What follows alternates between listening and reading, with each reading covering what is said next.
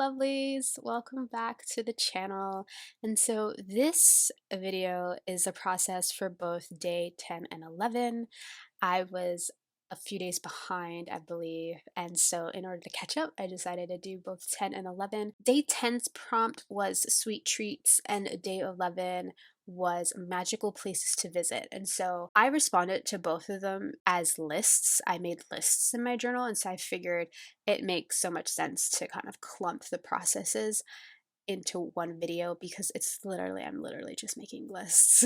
And so this I opened up to where I am in my journal, and I am in a spot where I have that beautiful rice paper in between.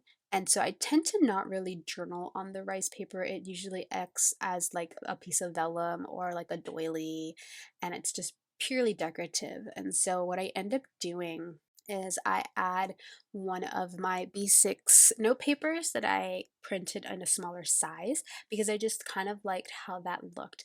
And I kind of anticipated day 12's prompt, which is written in the stars, and I kind of wanted to do an art journaling spread for that. And so it just made sense to have more of a neutral base for day 12. And so that's why I added that extra page in there. And I just kind of tipped it in with some masking tape. I'm going to cover all that masking tape up once I paint that page for day 12. So it didn't really bother me. But this is day 10's page here. It's the back side of that rice paper and then this old book page that I have in here. And I wanted to use, again, another one of my B6 note papers. I kind of printed them out like they're sized B6 if you print it out at 100% and cut them out, they're B6 sized. I just played around with printing them out and I printed them out in different sizes. And so I have small ones that fit into this little small journal that I have, and then I have sort of more of a 4x6 size um, version of them as well. And yeah, I just kind of played around, so I have different sizes. So I'm using one here as my writing spot. And before I did that, I took a charcoal pencil, which in hindsight probably wasn't the best because it tends to smear, but I took a charcoal pencil and just made a bunch of marks on that side. And now I am trying to just find a little focal point for being on top of the rice paper because I liked that idea of having a focal point there. And I spend a lot of time trying to figure that out, trying to look through my stash to see if I have anything that was remotely sweet treats related that matched the colors, and ultimately I couldn't find anything. And so instead of having that piece there, because you can see it on the other side, I decided just to tape it down at the bottom of where my journaling spot was because I knew I was going to write a list, and I'm like, how many sweet treats am I going to include in my list? Like, not many, I don't think. And so I just kind of put it there. I added a little butterfly sticker, and that was just going to be my little cluster for the page there. I hand wrote sweet treats here, and I'm going to fussy cut that and glue it on top of that writing spot that I made there. And I am just stamping out the date. And this is when I decided that I was going to do both day 10 and 11. So I just stamped out the date twice, and I am just sort of ripping my date into little strips like I've been doing throughout this whole entire journal. And I'm going to put those on the rice paper because I can put day 10 on one side and day 11 on the other side so that you cannot see the back side of each, they'll line up better than if I decided to use a ephemera piece, right? And so that's the plan there, to just put those on the rice paper, and that is what I go ahead and do. And then I come back, I believe, and I handwrite the prompt for day 11 because on day 11 side I do have another journaling spot, and so I just kind of handwrite magical places to visit. I actually had to write it over a bunch of times because I didn't allot myself the amount of space that I needed to sort of fussy cut that out in one line. And so that's what I end up doing. I end up fussy cutting around the thing that I wrote. Again, I think I did this in the previous video for my previous page. I just really like how that looks on the page.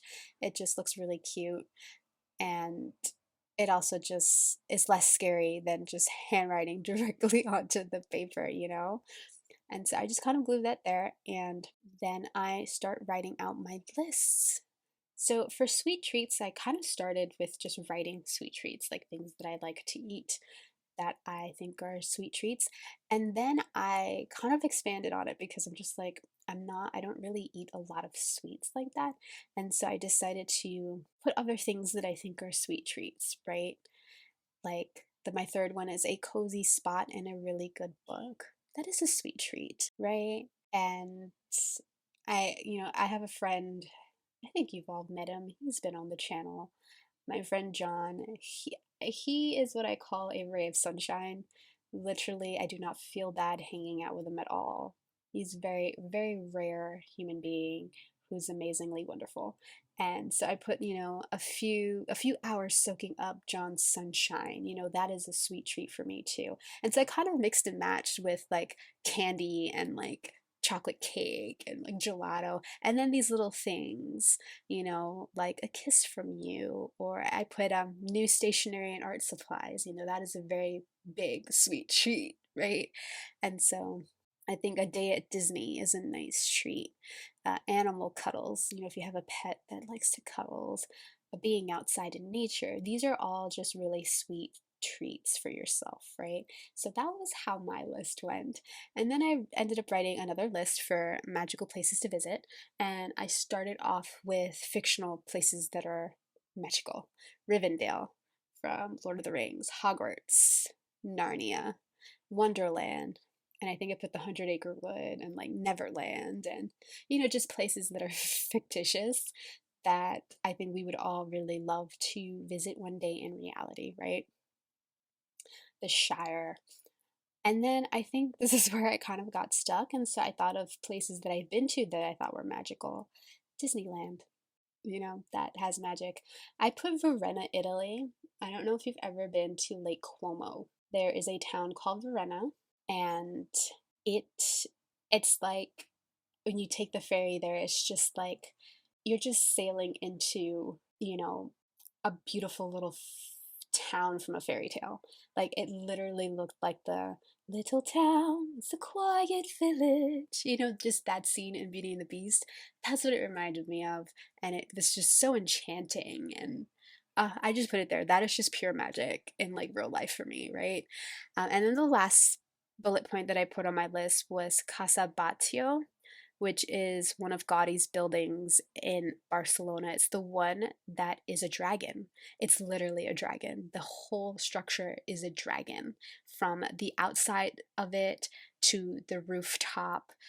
Just, oh my God, if you've ever been inside that building, it is beautiful on the inside just as it is on the outside.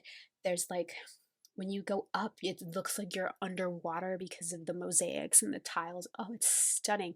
It's absolute magic, that building. I mean, it is a dragon, right? And so I put that there. And I think those are the only two like real life places that I could have come up with. I decided to fill the rest of the space with like sort of a cluster. And so I used like this bird's nest that the colors just matched so perfectly with my journal. And that I had fussy cut from a Daphne's Diary magazine. I have no idea which one, probably one of the older ones. And I just kind of put it on top of a mini doily. And then I took one of the Lace and Whimsy stickers that says "You are magic." And I kind of fussy cut it out and I put it there because these places are magic. And then, of course, I embellished with some of Kathy's little star stickers and the planet stickers and just make it look a bit more fantastical. And yeah, those are my two spreads for the days 10 and 11. I really hope you enjoyed this quick process. Thank you so much for watching, and I will see you with the other videos that I have for the other days. Until next time, friends. Bye.